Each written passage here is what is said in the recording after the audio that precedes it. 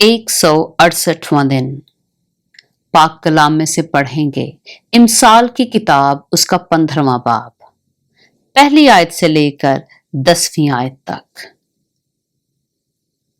नरम जवाब कहर को दूर कर देता है, पर करख्त बातें गजब अंगेज हैं।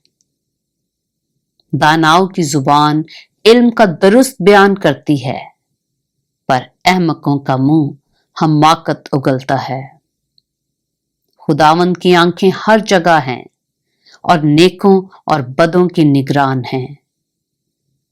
सेहत बख्श जुबान हयात का दरख्त है, पर उसकी कजगोई रूह की शिकस्तगी का बायस है।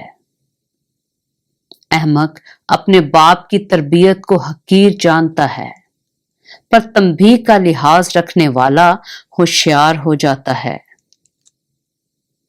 सादिक के घर में बड़ा खजाना है, पर शरीर की आमदनी में परेशानी है। दानाओं के लब इल्म फैलाते हैं, पर अहमकों के दिल ऐसे नहीं। शरीरों के ज़बीहा से खुदावंद को नफरत है, पर रास्तकार की दुआ उसकी खुशनुदी है।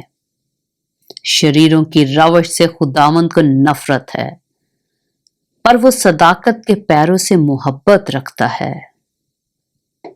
राह से भटकने वाले के लिए सख्त तादीब है, और तंबीह से नफरत करने वाला मरेगा।